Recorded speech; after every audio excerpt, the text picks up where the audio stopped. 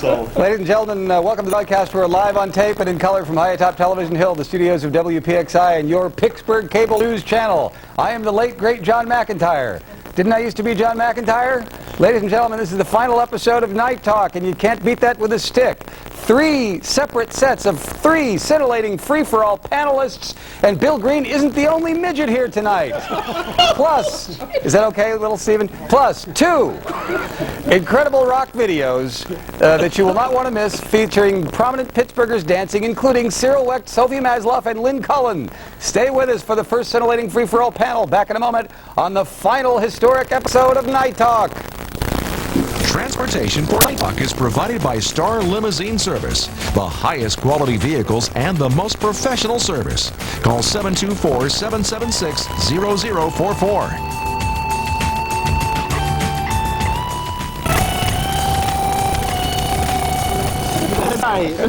Back on the final episode of Night Talk to meet our first guests, our first 3 scintillating free-for-all panelists. To my immediate left, the man who made Larry Dunn look like a gopher on Quaaludes. He is the evil Republican ad genius, John Brabender, one of the best columnists in the history of columnists from the Pittsburgh Post-Gazette. now you're being nice Tony to me. Norman, yeah, well, I'm hoping there's one more column in there.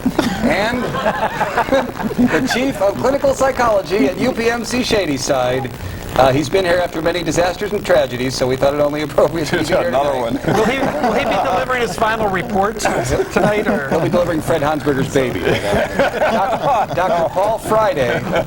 Dr. Paul Friday, Chief of Clinical Psychology at UPMC Shadyside.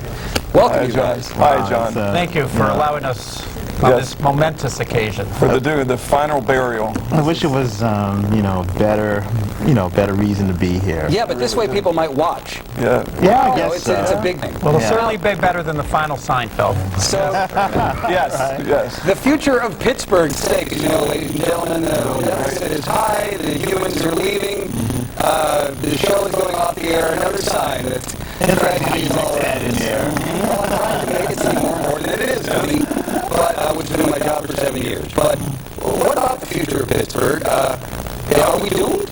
I think absolutely not. I think Pittsburgh's going to be fine. We've got the infrastructure, the tunnel's open. It's going to happen. That's it, the tunnel's open.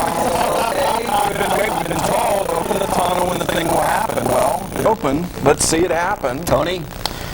Are we doomed? In a word, yes, we are doomed. Thank you. But Honesty. But let's look at it this way. Doom and gloom and apocalypse, those things can actually be pluses to an economy, because when things are collapsing, eventually they build it up again. What are you, George That's Bush? why we don't let the liberals run anything. Well, let's start. John Brabender, you're a big advertising guy. You could base your offices in Washington or elsewhere. You choose to keep your main offices in Pittsburgh. I didn't tell you? Oh, no. You're right. My theory is, to be honest with you, it's not the city itself, it's the attitude. I mean, I travel a lot, as a lot of people that you'll have on tonight, and I will tell you, I hear more complaining about some of the things in this town when we have marvelous things that people don't talk about. And I think more than anything, this area needs an attitude change. I really do. I think that sometimes we forget how remarkable it is around here. Everybody is suffering financially to some extent right now. The city is in problems, there's no doubt, and that'll be solved at some point.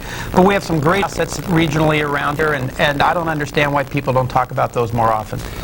I guess, but sometimes I think when people just do rah-rah boosterism stuff that they're sort of ignoring the reality that seems to be rather dismal. Well, the Steelers are my favorite example.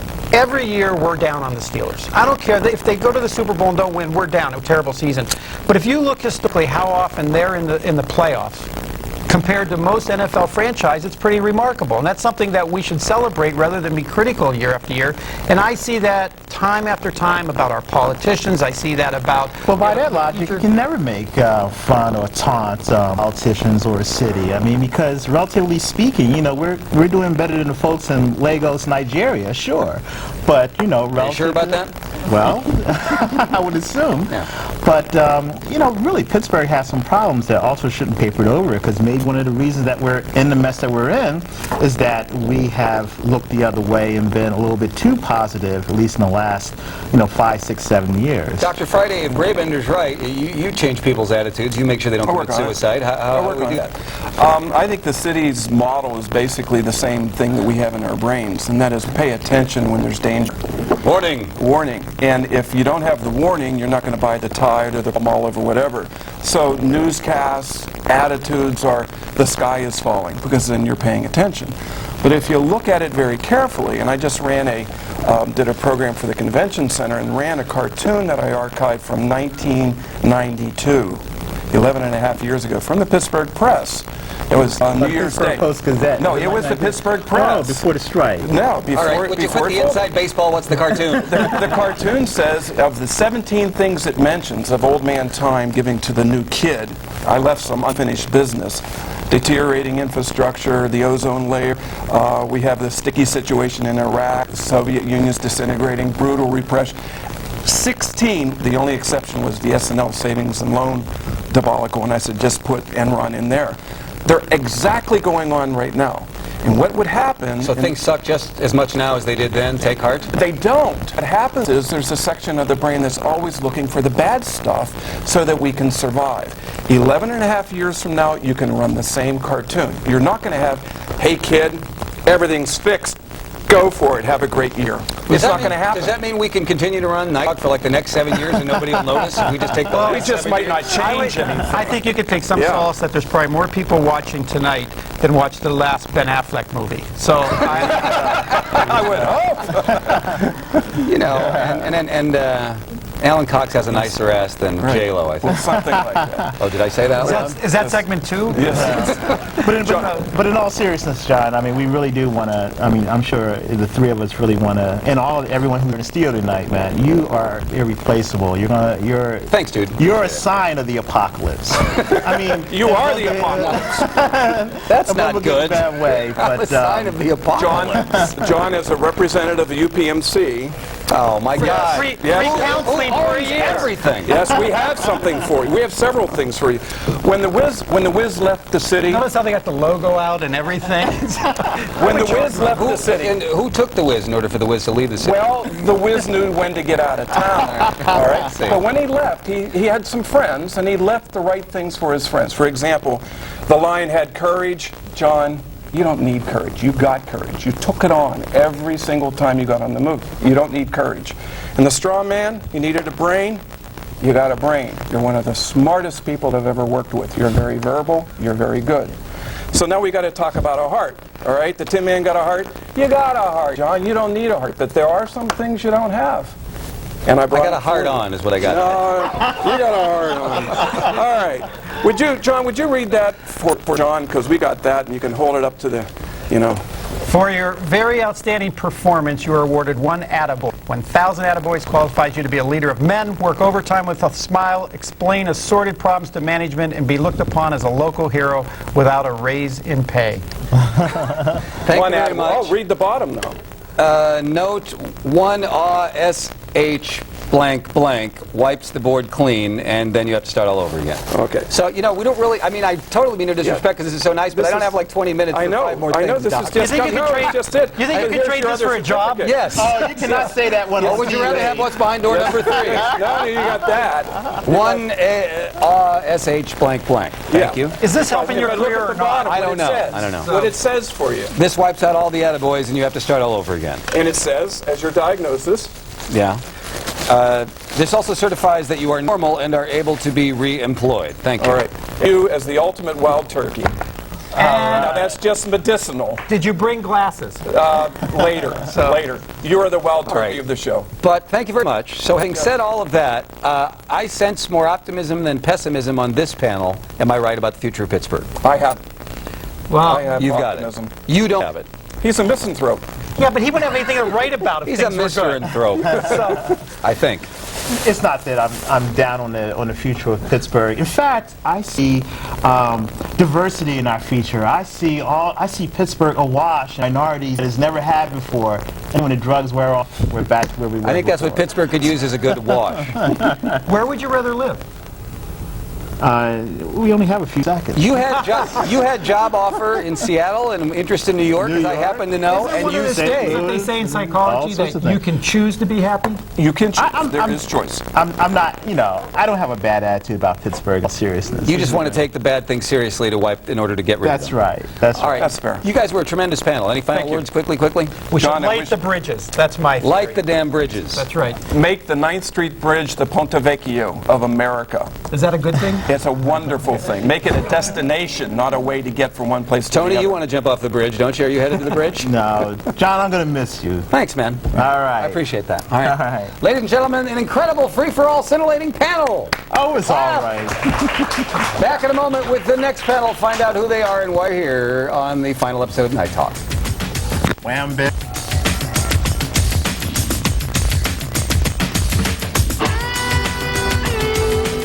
Tonight. Back on Night Talk Free for All Night. Let's say hello to the next scintillating Free for All panel on the final episode of Night Talk. The councilman of the future, and hopefully the mayor of the future. You say Pedato, I say Peduto. Councilman Bill Peduto. Hey, John.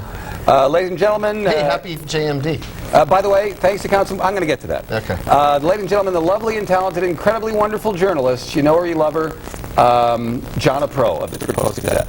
Swing. And ladies and gentlemen, the councilman.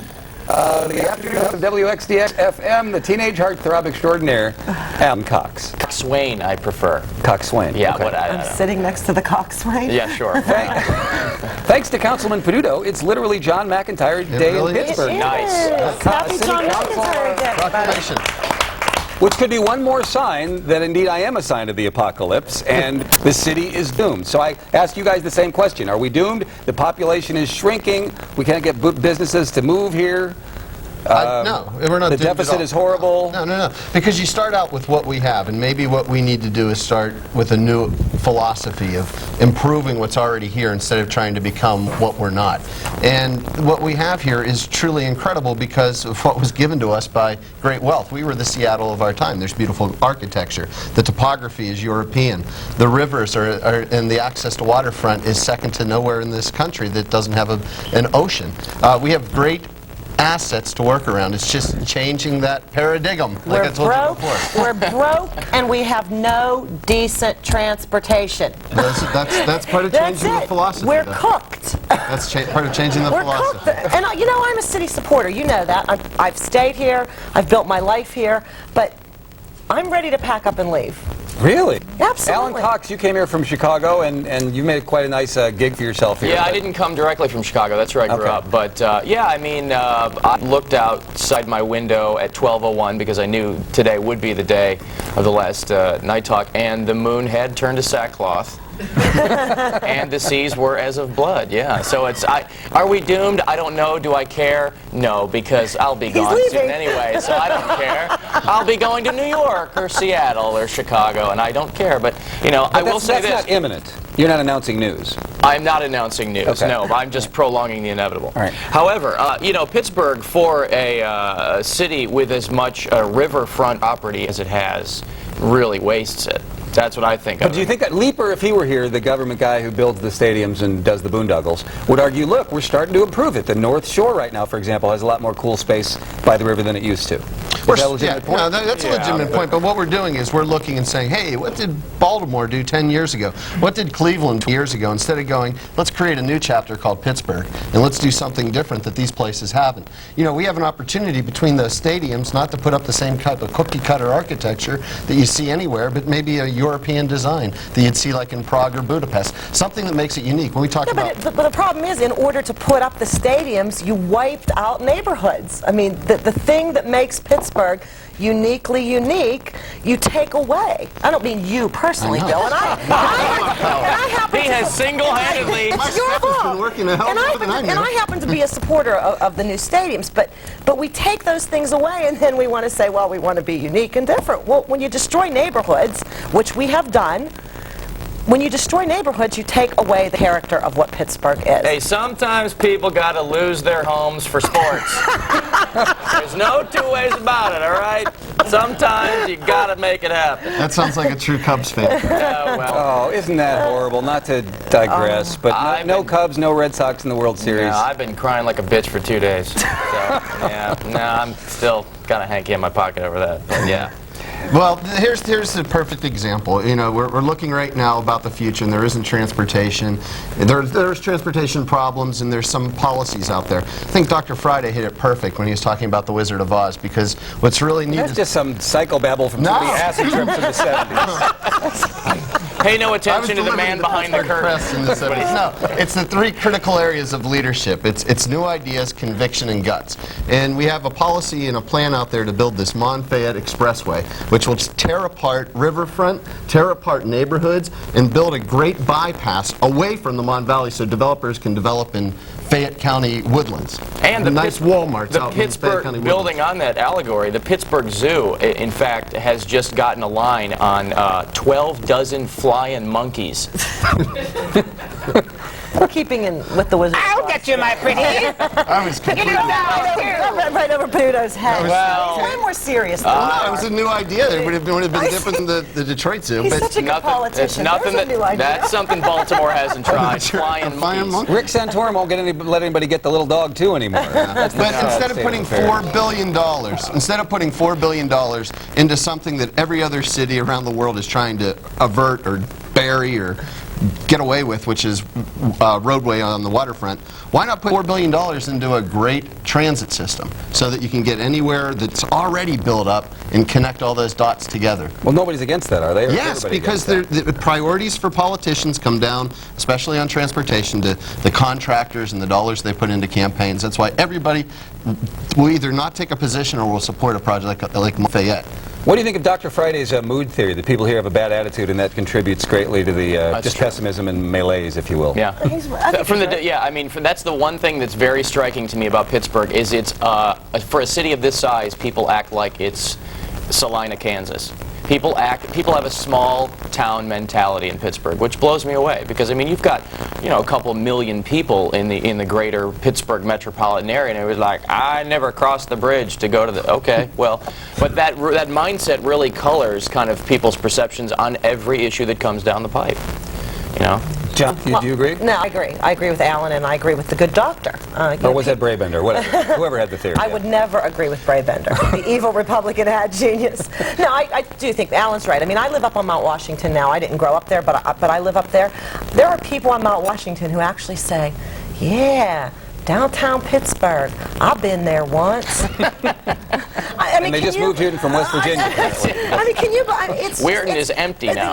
I mean, I go to Squirrel Hill for a sale, for God's sake. But that's part of it. But really, I think the 2 keys really here are transportation. It isn't easy to get around here, and part of it is the topography. So you do need an excellent transportation system. And the bottom line is, you're not getting people downtown until there's housing for people to live in, and stores are open. If you build it, they'll come. Everybody says housing downtown and maybe a couple grocery stores. Everybody in the world has been saying that for years, so I'm not saying it's all your problem, but why can't we do that? Or why is that nobody's interested? No. I met with an old boss of mine who's works Dan in Harrisburg. Cohen? No, Mark Single. All right. And he's a lobbyist, and he has He's a group. lieutenant governor? Yeah. Yeah. And he has a group that is... Is he still single? No, he's married. Bill Green back there laughing. Oh, is he like a tramp? No, he was not a tramp. I know about Bill Scranton too, so. He has a developer that's ready and willing, and what he wants to do is create student housing. So Point Park College, Robert Morris, Duquesne University, housing would be on 2nd, 3rd, 4th stories with retail below. And basically, you got to change that philosophy. Do we have to have a retail, big department store hub like 1950s in downtown? Or could it be something different? And, Well, whatever's there has to be open. I mean, walk downtown at night. I just got back from 6 months in Harrisburg. There are more people in downtown Harrisburg on any given night of the week than anywhere near downtown Pittsburgh. Thousands of them. Their whole main street is just filled with young people. And how many department stores do they have? Major big department stores? Little stores, little restaurants, just like little Philadelphia bars. did. The windows are open. So we There's need more bars? cafe tables. Sure, Yeah. there's never...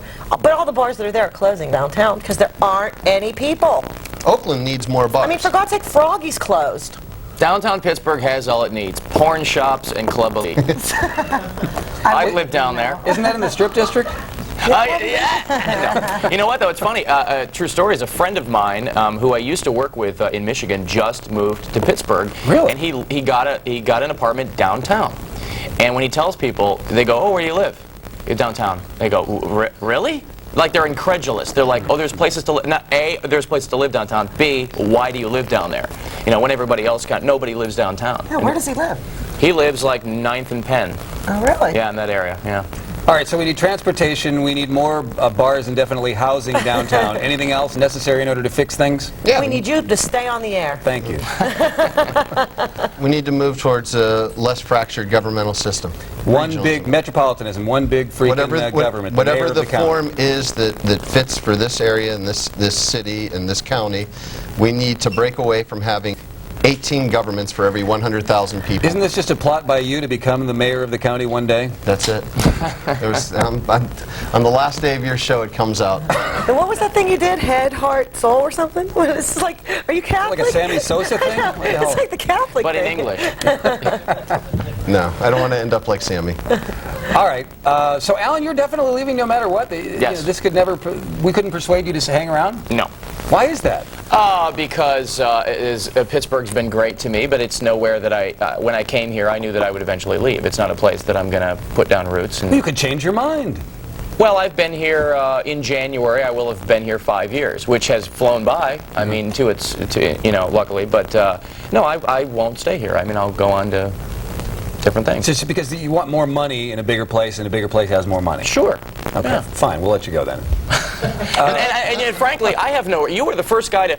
I do off cue for PBS, and the only reason I do that show is because those producers saw me as a greenhorn in Pittsburgh on Night Talk. So you're the first guy to put me on TV. I have that gig now because of this show. So with this show gone, that's just gravy. What am I sticking around for? I'm not doing this show, so what am I sticking around for? All right. Any final words before we end this scintillating free-for-all segment? No, I just saw your show last night, and Jim Krem was talking about the great people he had a chance to meet. Alan Cox is on Q or off Q or whatever it's called this week because of the fact that when you sat on this show, they found you were intelligent. Yeah. I mean, you brought out different things in different people. You gave me a little soapbox that stirs up the pot, and I appreciate that. And I think. And now the mayor hates your guts. Yeah, he does. The mayor hates everybody these days. Good point. I hope we see you back on the air soon. Thanks, John. Appreciate it. Happy John McIntyre. Ladies and gentlemen, another scintillating free-for-all panel. Meet the next group of humans when we come back on the final historic episode of Night Talk.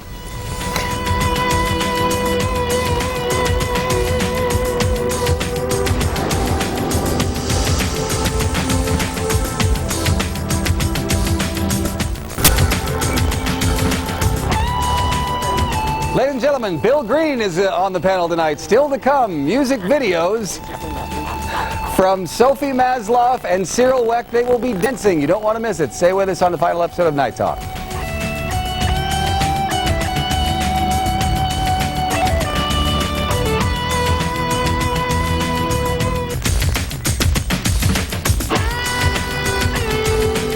Back to introduce our next scintillating free-for-all panel, though I'm very, very confused. You're Bill Green, right? No, I'm not Bill Green, but I'm here to defend Bill Well, Green's who's the honor. guy next to you? Actually, this is the famous Bill Green, the political analyst, second to none in the country. Well, I was certain that you were. No, I'm not. Actually, I'm from Chiller Theater, and I'm Steve, and of course you know that, John, because Bill and I... Ladies and gentlemen, Little Steven from Chiller Theater. A classic Pittsburgh television program. But I thought I would come back every 20 years for a final show, and it's been about 20 years for Chiller, so I had to come back for the best final show that there will be in Pittsburgh. If I can ask you, thank you very much for that. Are you resentful of the fact that Bill Green is trying to be the preeminent midget in the region? No, he's a very, very intelligent man, and he's slightly taller than I am, but I thought that now that Arnold is the governor of California, that Bill and I could be the DeVito Schwarzenegger, the twins thing. And I'm a Democrat, and Bill's a Republican, so that would work out good. Little Steven, you are an incredible good sport to come here tonight and hang out with us. Hey, I appreciate it being invited. And you've been on the show, and you were tremendous as a guest. Thank you. I was here with Bill and Bruno. And Chili Billy, absolutely. And Bruno, yeah. And Bruno was here, and it's a great show, and I watch you every night. I watched you last night, and it's a shame to see you go, but local television just isn't what it used to be in Pittsburgh. Not without their theater, pal. I think that's when it started to go down, and then they brought you in, John, and they brought it back in. But now, John, it's just. But I am sure you're going to show up somewhere. Thank you, sir. Thank you. Thank you for coming. Me. Have a nice day. Good to see you. Okay. Goodbye. Little Steven, ladies and gentlemen, from Chiller Theater. All right, time is slipping away. Mean Bill Green, a Republican curmudgeon extraordinaire, is here. The lovely and talented Diana Wentz, who single-handedly drove Cyril Weck's political career down the drain. Political analyst extraordinaire. And Chris Potter, ladies and gentlemen, they're like looking at a map or something. Chris Potter, the senior editor, is that correct? I always get that wrong? Just the managing editor of the city paper. I think Newman is the real the power. The big honcho. Are we on now? Yes, we're on. Oh, I'm sorry. What we were going through, the Tribune Review pointed out that the three of us have to find something else to do on Friday nights now. We figured that since the show's going off the air, does not mean that we cannot still circulate the city and pontificate. So we're going to set up a card table, and we're going to go to different parts of the city, Ross Park Mall, well, Alligator Market Center Mall Square. isn't there anymore. Yeah. Century Free. Yeah. And we're going to set up a card table, and we're going to pontificate for food. And I think we actually have a sign for that. Yes, we will all opine for food in the very near future. Oh, do you want to come too and be part of that?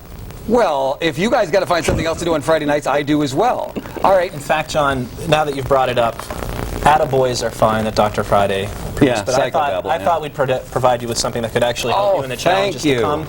Ladies and gentlemen, you can see me just off the Grant Street exit, downtown Pittsburgh, with this sign in the very near future, looking pathetic. There's a bit of a bonus too. Obviously, the streets of Pittsburgh are about to be littered with would-be pundits.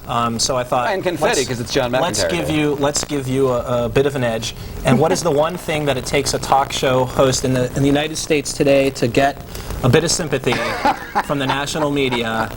It's OxyContin addicts. Please help. God bless. My friends, I eat OxyContin like it's Cap'n Crunch. All right, thank you very much, Chris You're Potter. welcome, sir. I mean, yeah, seriously, do you have 5 more bits? No. No, good. No, I was going to say, continuing with the theme of the show, it's an interstate road atlas. Yeah. They've got maps of the states in here. They've got maps of the major cities in America in here. Could we find a map of Pittsburgh in here?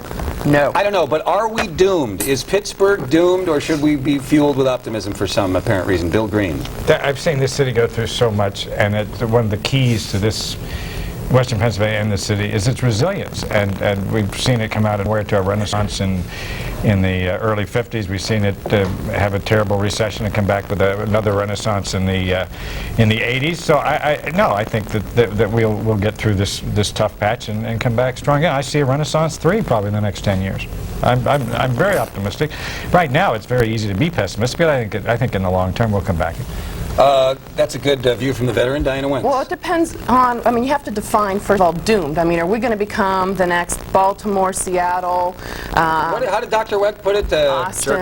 Jerkwater, Texas, or whatever? Are we going to become one of those 3 places that's like really cool to live? And then the question is, do we want to? I mean, people in Seattle, they actually No, we don't want to be a cool to live place. That would be horrible. No. Plan. The people in Seattle actually tried to stop people in Northern California from moving up to Seattle because there were too many people coming into town. We have a really good secret here in Pittsburgh. Everybody is just surprised and stunned when they come to the city about the view, about how clean it is, about the fact that, you know, there's not black soot in the air, and how wonderful a place it is. Thank God we're not growing and we're losing population. We just need to bring some people here who will bring jobs. I mean, it's part of the whole Rust Belt problem, and, you know, Councilman Peduto knows how to deal with things like this, but no, Councilman Peduto would tax the living hell out of anybody that brings new jobs to this town. That's the problem with one party in this city. But before we get to that, somebody's always trying to spoil the one-party rule. It's just a reality. It's a reality. Sir, you're asking my opinion? Yes. I the jerk and jerk water. I mean, so, you know, Naysane been very, very good to me. And, you know, in retrospect, it's absolutely true, as Mr. Green says. This town has gone through a lot. This town has gone through a lot. On the other hand, this town continues to go through a lot, and it just never seems to really catch a break despite all of these wonderful renaissances that are supposed to bring us back. The population has declined after the post-war, and really nothing stopped that from happening. In the long term, will we be fine? You know, probably we'll be okay, but as John Keynes once said, in the long run, we're all dead. You know, I mean, do we need a new attitude? Do we need, do we need Chris Potter for mayor? Yeah, God, that's a great idea. What this community needs is political and business leadership, and we're lacking, and certainly the former.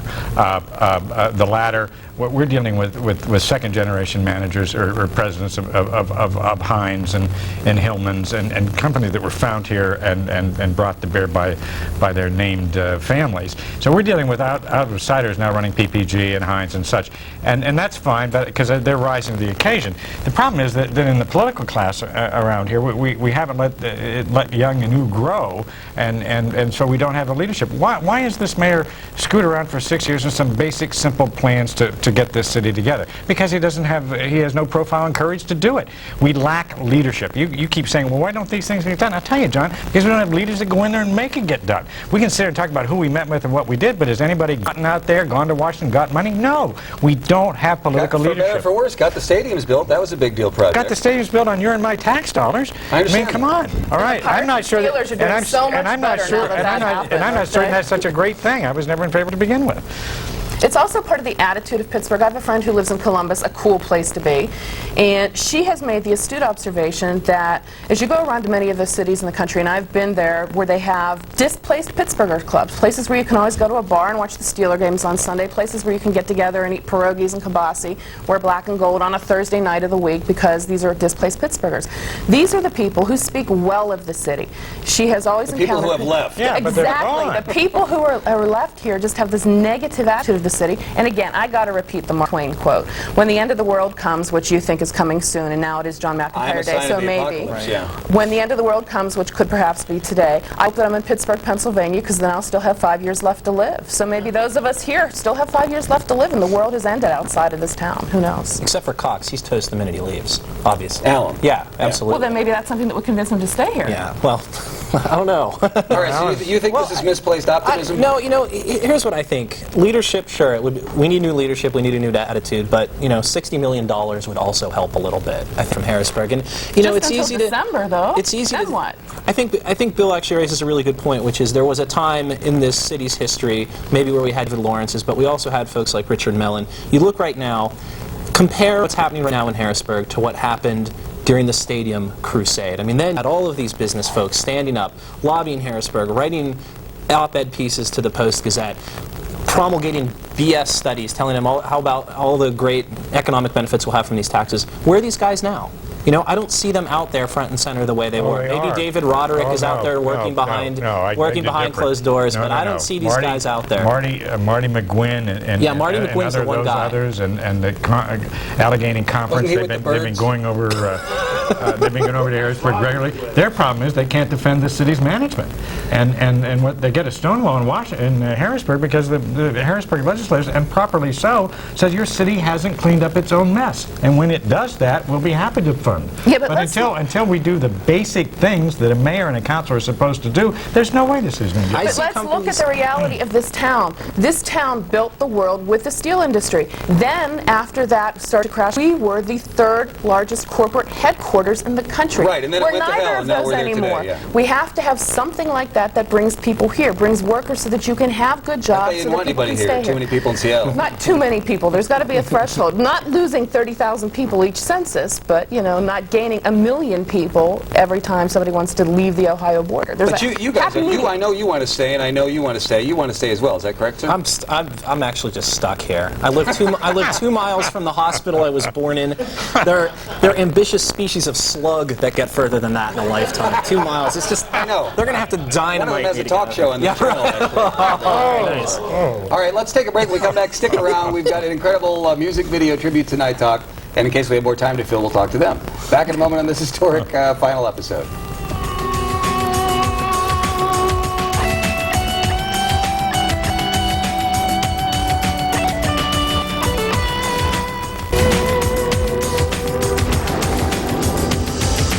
Ladies and gentlemen, anybody who's a big fan of rock and roll superstar Neil Young like I am knows that he's a whiner, and that's why I admire him, because I like to think of myself as a major whiner.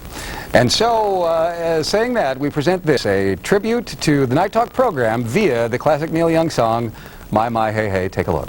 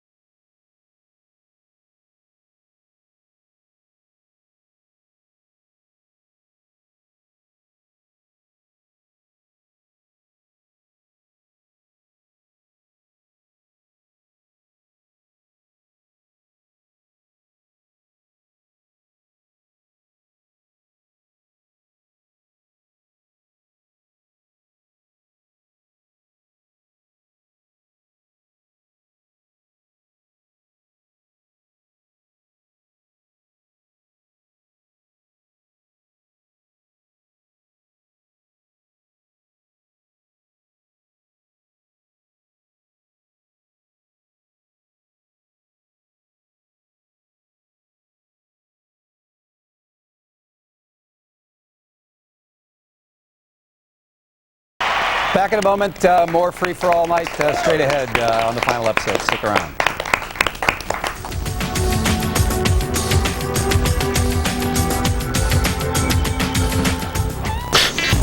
It's the final historic episode of Night Talk. Quickly, do you have anything last to say before we final? John Bigberg and Wilshire. Thanks, dude. Good luck.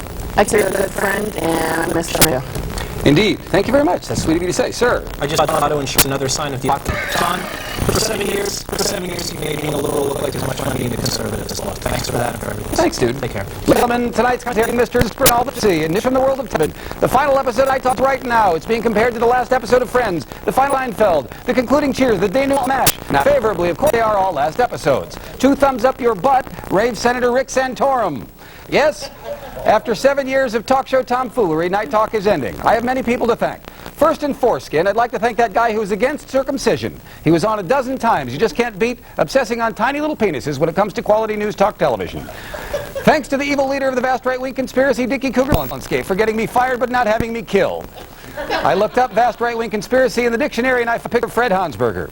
Thanks, Fred, for not spontaneously combusting while I was sitting next to you yesterday. To be smothered in hot buttered lard would be a horrible way to go.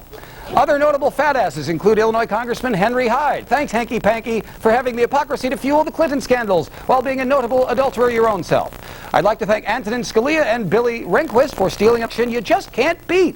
A shamefully subversion of democracy itself when you need something to yammer about on the tube endlessly. I'd like to thank G.W. Doofus for invading a country for the same reason people climb mountains, because it's there. The only imminent threat to the United States is Dandy Don Rumsfeld's inevitable Dr. Strangelove-style final meltdown. I'd like to thank the governor for grabbing boobies with me now and smoking doobies with me later. I'd like to thank Chief McNeely for never arresting me despite my inability to stop staring at his wife, the commander's cleavage. I'd like to thank Steve Leeper for throwing taxpayers' money down the rat hole. For the stadiums, I must have killed at least 200 shows with that boondoggle. I'd like to thank Cyril Wecht for ridiculing the single bullet theory. It supposedly went through the president's brain and out his pinky and took a left turn at Albuquerque and went into the governor's Connolly's rectum and damn near killed him. It's preposterous. I'd like to thank His Honor Tom Murphy for being a fabulous mayor. I'd like to thank him, but let's face it, he just sucks. Most of all, I'd like to thank you, Mr. and Mrs. Pittsburgh. You actually watch this stuff. Hell, you're watching it right now. We interrupt this commentary for a brief moment of sincerity. This is the most fun I've ever had doing anything anywhere. And thanks so much for being a part of it. Good night, Mr. and Mrs. Pittsburgh, and all the ships at sea.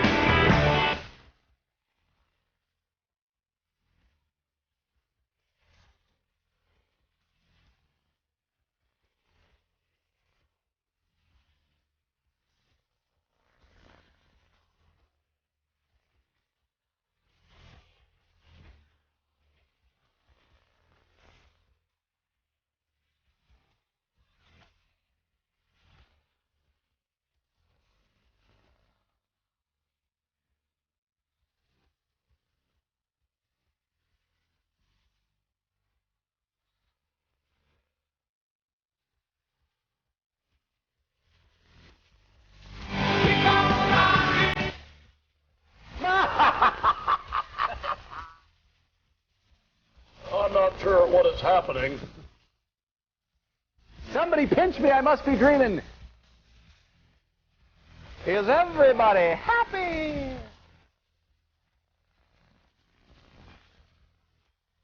Now he's an election thug for the highest court in the land? That just doesn't matter anymore. Will you people shut up? This is the Night Talk Healing Party, and we'll be back in a moment.